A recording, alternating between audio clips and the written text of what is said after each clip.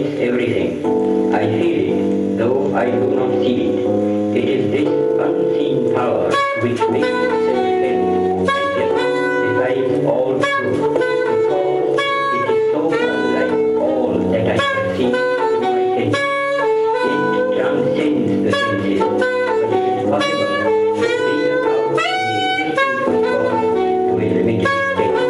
Even in ordinary affairs, we know that people do not know who rules or why and how he rules, and yet they know that there is a power that certainly rules.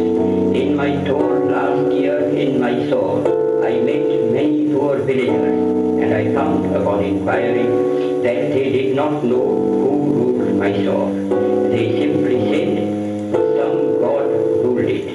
If the knowledge of these poor people was so limited about their ruler, I, who am infinitely lesser in respect to God than they to their ruler, need not be surprised if I do not realize the presence of God, the King of Kings. Nevertheless, I do feel, as the poor villagers felt about Mysore, that there is orderliness in the universe. There is an unalterable law governing everything and every being that exists or lives. It is not a blind law, for no blind law can govern the conduct of living beings. And thanks to the marvelous researches of Sir J.C. Bose, it can now be proved that even matter is life. That law, then, which governs all life, is God. Law and the lawgiver are one. I may not deny the law or the lawgiver because I know little about it or him.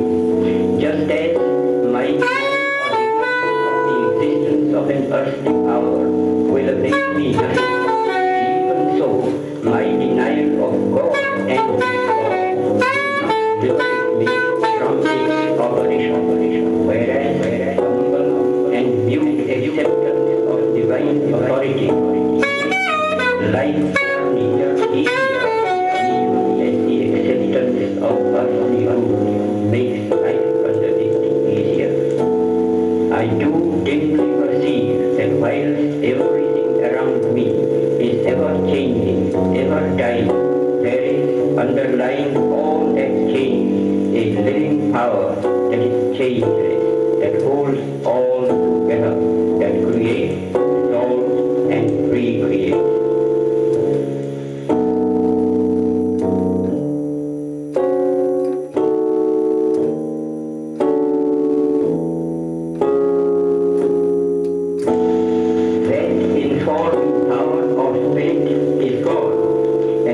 Nothing else that I see merely through the senses can or will persist, He alone is. And is this power benevolent or malevolent? I see it as purely benevolent, for I can see that in the midst of death, life persists. In the midst of untruth, truth persists.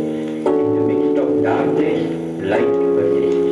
Hence I gather that God is life, truth, light. He is love. He is the supreme good.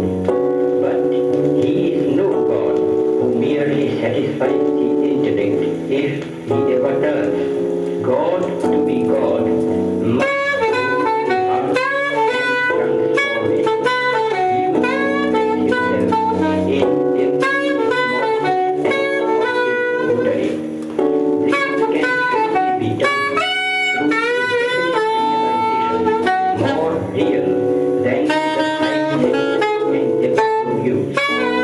Sense perceptions can be and often are false and delusive, however real they may appear to us.